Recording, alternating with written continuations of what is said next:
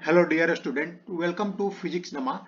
आज हम लोग क्लास 9 साइंस का चैप्टर मोशन स्टडी कर रहे हैं, जिसमें आज का टॉपिक है यूनिफॉर्म सर्कुलर मोशन। तो चलिए आज का टॉपिक हम लोग स्टार्ट करते हैं।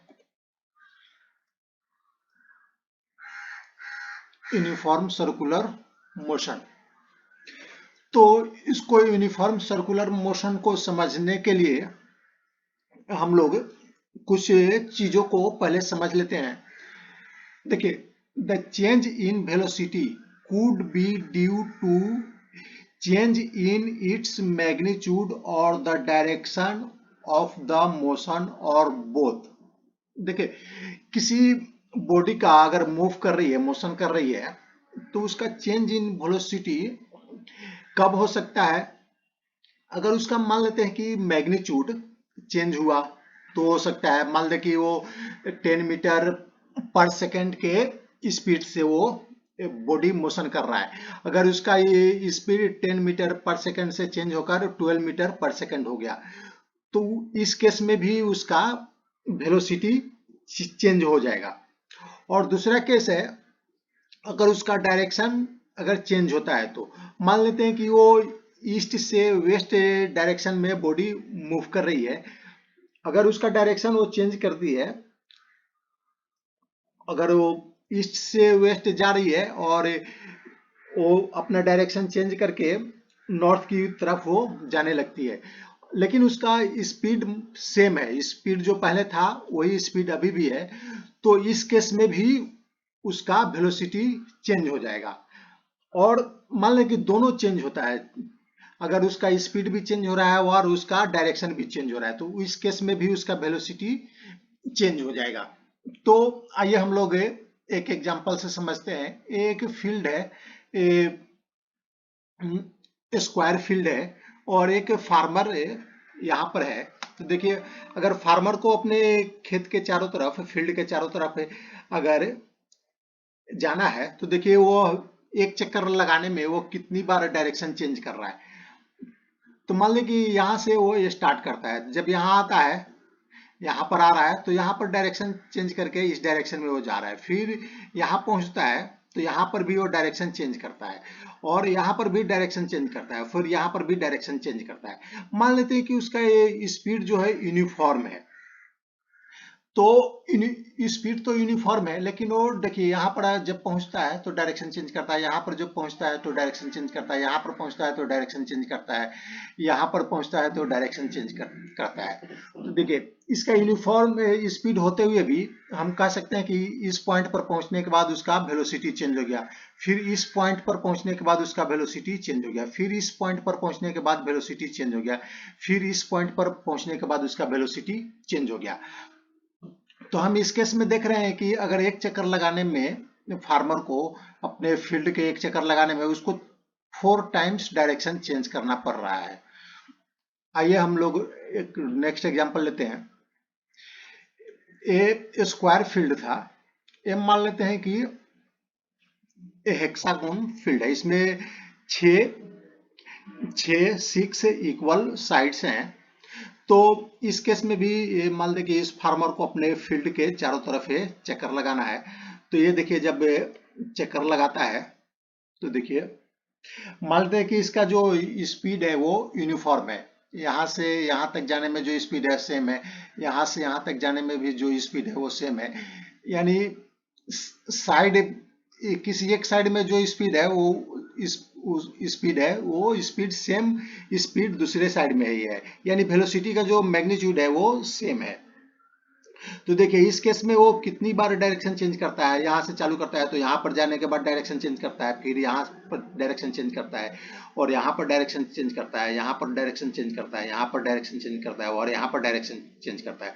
तो इस केस में देख रहे हैं कि वो 6 टाइम्स डायरेक्शन चेंज कर रहा है, यानी 6 बार वो डायरेक्शन को चेंज कर रहा है। तो जहां जहां उसका डायरेक्शन चेंज हो रहा है, वहां पर उसका वेलोसिटी चेंज हो जा रहा है। इस केस में भी देखिए, जहां पर डायरेक्शन चेंज हो रहा है वहां पर उसका वेलोसिटी चेंज हो रहा है। क्यों क्यों चेंज हो रहा है वेलोसिटी? क्योंकि हम लोगों ने अभी इसके पहले में भी हम लोगों ने स्टडी किया था कि वेलोसिटी चेंज होने के लिए क्या कंडीशन चाहिए, तो मैग्नीट्यूड में चेंज होना चाहिए, या मैग्नीट्यूड चेंज होना चाहिए, या उसका डायरेक्शन चेंज होना चाहिए। तो या दोनों में से दोनों होना चाहिए, या तो दोनों में से कोई एक चेंज होना चाहिए या दोनों होना चाहिए। तो देखिए इस केस में उसका मैग्नीट्यूड चेंज नहीं हो रहा है, लेकिन उसका डायरेक्शन चेंज हो रहा है।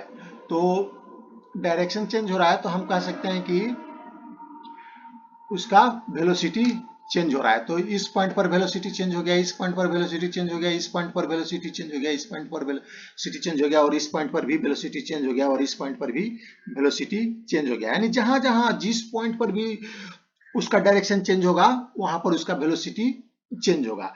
आइए हम लोग नेक्स्ट एक और एग्जांपल लेते हैं। अभी एक ये फार्मर का जो फील्ड है ये ऑक्टागन है, इस यानी इसमें 8 साइड है, 8 साइड है। तो देखिए अगर इसके फील्ड में ये मूव करता है तो देखिए यहां से यहां गया, यहां से यहां गया, यहां से यहां गया, यहां से यहां गया, यहां से यहां गया, यहां से गया गया। तो हम मान लेते हैं कि इस केस में भी जो इसका जो स्पीड है वो सेम है, स्पीड सेम है। यहां से यहां जाने में जो स्पीड है यानी वेलोसिटी का जो मैग्नीट्यूड है सेम है। इस यहां से यहां तक जाने में भी उसका मैग्नीट्यूड सेम है, यहां से यहां तक जाने में भी सेम है। यानी ईच साइड यानी सभी साइड के लिए उसका मैग्नीट्यूड सेम है, सिर्फ उसका डायरेक्शन चेंज हो रहा है। यहां से यहां गया तो यहां पर डायरेक्शन चेंज हो गया, और यहां पर डायरेक्शन चेंज हो गया, यहां पर डायरेक्शन चेंज हो गया, यहां पर डायरेक्शन चेंज हो गया, और यहां पर डायरेक्शन चेंज हो गया, यहां डायरेक्शन चेंज हो गया, यहां डायरेक्शन चेंज हो गया, और यहां डायरेक्शन चेंज हो गया। तो जहां जहां पर उसका डायरेक्शन चेंज हो रहा है यानी उसका वेलोसिटी भी चेंज हो रहा है। तो इस केस में कितनी बार उसने डायरेक्शन चेंज किया? 8 साइड है, 8 साइड है इसके इसके फील्ड का, खेत का। तो 8 बार उसने डायरेक्शन चेंज किया। तो अब मान लेते हैं कि हम इस साइड को क्या करेंगे। देखिए हम लोगों ने स्क्वायर लिया था तो उस समय साइड बड़ा था। उसके बाद हम लोगों ने हेक्सागोन लिया तो थोड़ा साइड छोटा हो गया, होता गया। और अभी हम लोगों ने ऑक्टागन लिया है तो और साइड छोटा होता गया। अब मान लेते कि हम इसको साइड को और छोटा करते जाएंगे, और छोटा करते जाएंगे। तो देखिए जैसे जैसे हम साइड को छोटा छोटा कर रहे हैं, डिक्रीज करते जा रहे हैं, तो इसका शेप थोड़ा थोड़ा ये सर्कुलर शेप में आते जा रहा है। तो मान लेते हैं कि हम इसको साइड को बहुत बहुत छोटा कर देंगे, बहुत छोटा, इंडिफिनिटली छोटा कर देंगे। तो जो ये साइड है, ये साइड को हम लोग एक पॉइंट की तरह कंसीडर कर सकते हैं। तो जब हम साइड को एक पॉइंट की तरह कंसीडर करेंगे, साइड को बहुत छोटा करते जाएंगे, मान लें कि इनफिनाइट हम साइड बना दिए, तो उस केस में क्या हो जाएगा, ये साइड को हम लोग एक पॉइंट की तरह कंसीडर करेंगे। तो उस केस में ये लगभग इसका जो शेप हो जाएगा एक सर्कल की तरह शेप हो जाएगा। देखिए इस केस में एक सर्कल की तरह इसका शेप हो जाएगा। जो साइड है हम लोगों ने इसको बहुत छोटा कर दिया, मान लीजिए इसको छोटा कर दिया तो एक पॉइंट हो गया, और नेक्स्ट दूसरा पॉइंट हो गया, दूसरा साइड दूसरा पॉइंट हो गया। यानी हम लोगों ने इस साइड को बहुत छोटा कर दिया, बहुत बहुत छोटा कर दिया, यानी एक एक पॉइंट हो गया। ये side equal to, each point is equal to one side. तो देखिए अब मान लो कि अब ये फार्मर अगर मूव करता है अपने फील्ड में, अभी ये सर्कुलर फील्ड हो गया। तो ये जो फार्मर अपने फील्ड में मूव करेगा, देखिए यहाँ पर जितना साइड वो चेंज कर रहा था उस समय उसका डायरेक्शन चेंज हो रहा था। और यहाँ पर देखिए यहाँ पर क्या है, यहाँ पर कोई भी पॉइंट लेंगे एक साइड के की तरह ट्रीट करेगा, कोई भी पॉइंट एक साइड की तरह ट्रीट करेगा। यानी एक पॉइंट इसका एक साइड हो गया लगभग। तो जैसे ही इस पॉइंट से आगे मूव करेगा तो इसका डायरेक्शन चेंज हो जाएगा, नेक्स्ट पॉइंट पर पहुंचेगा तो नेक्स्ट पॉइंट पर भी जो नेक्स्ट पॉइंट पर भी उसका डायरेक्शन चेंज हो जाएगा। यानी इस सर्कल में बॉडी जब मूव करेगी तो ईच पॉइंट पर उसका डायरेक्शन चेंज करते जाएगा, क्योंकि हम लोगों ने ये जो पॉइंट है उसको क्या कर दिया है, इतना छोटा कर दिया है, इसके साइड को इतना छोटा कर दिया है कि पॉइंट एक साइड की तरह यहाँ पर ट्रीट करेगा। तो जैसे ये पॉइंट से आगे बढ़ेगा उसका डायरेक्शन चेंज हो जाएगा, यानी जैसे कितना भी नजदीक में पॉइंट है अगर वो आगे बढ़ रहा है तो उसका डायरेक्शन चेंज होते जाएगा। तो अगर सर्कल में मूव कर रहा है तो उसका डायरेक्शन ईच पॉइंट पर चेंज हो रहा है, और इस केस में क्या था, साइड में डायरेक्शन चेंज नहीं कर रहा था, जहां से वो उसका साइड का डायरेक्शन चेंज हो रहा था वहां पर उसका डायरेक्शन चेंज हो रहा था, लेकिन इस केस में ईच पॉइंट पर उसका डायरेक्शन चेंज हो जाएगा। तो देखिए ये फार्मर अगर ये मूव करता है तो किसी भी पॉइंट पर लेंगे तो हम उसका डायरेक्शन को हम लोग अलग डायरेक्शन कंसीडर करेंगे। अगर इस पॉइंट पर कुछ अलग डायरेक्शन है तो दूसरे पॉइंट पर उसका डायरेक्शन अलग हो जाएगा, तीसरे पॉइंट पर अलग हो जाएगा। तो ये हमारा ये सर्कल में अगर कोई बॉडी मूव कर रही है तो उसका ईच पॉइंट पर डायरेक्शन चेंज होगा। तो देखिए when an object moves in a circular path with uniform speed, its motion is called uniform circular motion। तो अगर कोई बॉडी सर्कुलर पाथ पर मूव कर रही है और उसका स्पीड यूनिफॉर्म है, यानी वेलोसिटी का जो मैग्नीट्यूड है वो यूनिफॉर्म है, तो हम उस ऐसे मोशन को क्या कहेंगे, यूनिफॉर्म सर्कुलर मोशन। या तो सर्कल में तो मोशन कर ही रहा है लेकिन साथ में इसका स्पीड जो है वो यूनिफॉर्म है, वेलोसिटी यूनिफॉर्म नहीं है। देखिए वेलोसिटी उसका ईच पॉइंट पर चेंज होगा क्योंकि उसका डायरेक्शन चेंज हो रहा है, ईच पॉइंट पर उसका डायरेक्शन चेंज हो रहा है, तो इसलिए उसका वेलोसिटी भी चेंज हो जाएगा। तो लेकिन स्पीड उसका मान लेते हैं कि ये सेम है, तो ऐसे केस को क्या बोलेंगे हम, यूनिफॉर्म सर्कुलर मोशन। तो यूनिफॉर्म सर्कुलर मोशन में सिर्फ क्या कांस्टेंट रहेगा, उसका स्पीड कांस्टेंट रहेगा, उसका डायरेक्शन कांस्टेंट नहीं रहेगा, डायरेक्शन चेंज होगा, यानी वेलोसिटी यूनिफॉर्म नहीं होगा। तो आप लोगों को ये यूनिफॉर्म सर्कुलर मोशन समझ में आ गया।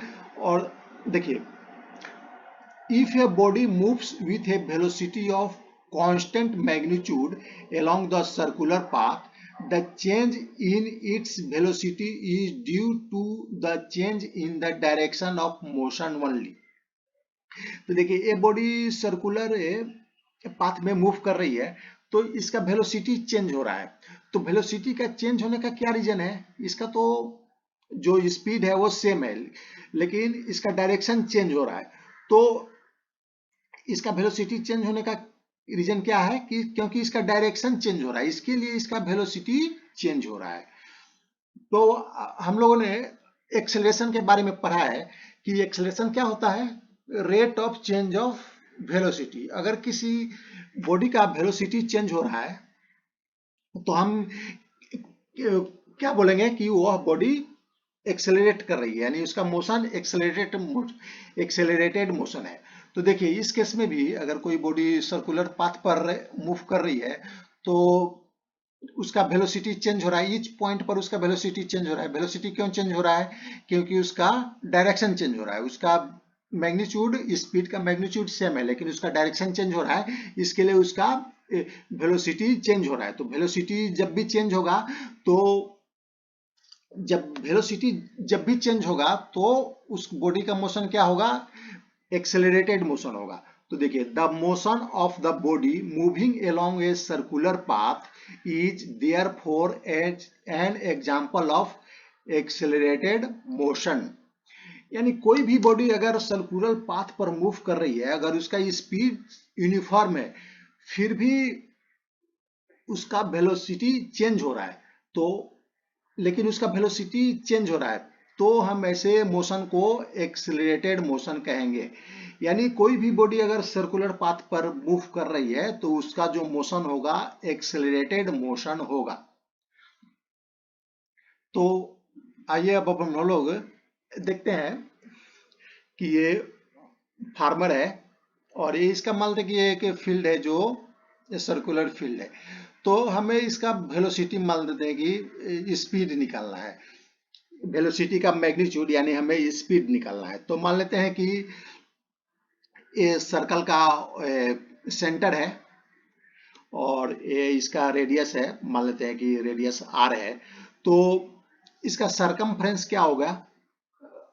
आपको मालूम होगा कि सर्कल का सरकमफ्रेंस क्या होता है, 2πr।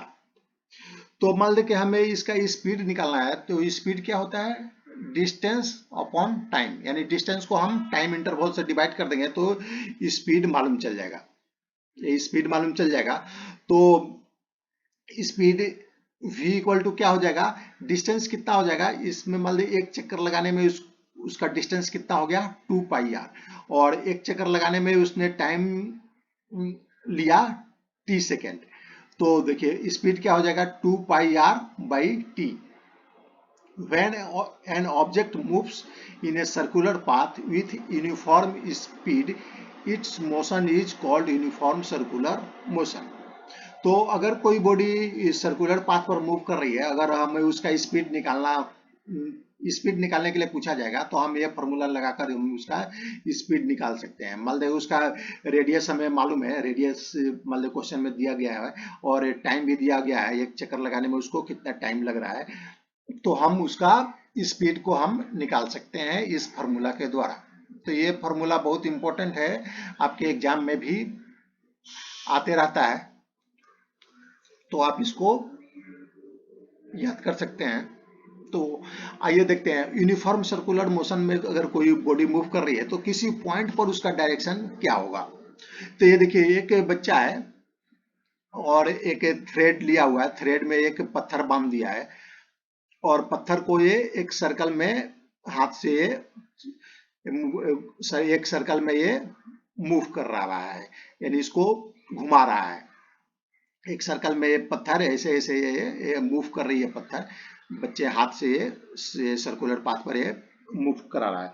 तो मान लीजिए कि हमें बताना है कि किसी भी पॉइंट पर उसका डायरेक्शन क्या होगा। ये पत्थर है, मान लीजिए कि इस पॉइंट पर इसका डायरेक्शन क्या होगा, जब यहाँ पर आ गया ये पत्थर तो उस पॉइंट पर डायरेक्शन क्या होगा। और मान लीजिए कि यहाँ पर आ गया ये पत्थर तो उस पॉइंट पर डायरेक्शन क्या होगा। चाहे किसी भी पॉइंट पर हमें डायरेक्शन पूछा गया तो हम इसके डायरेक्शन को कैसे निकालेंगे, तो आइए देखते हैं।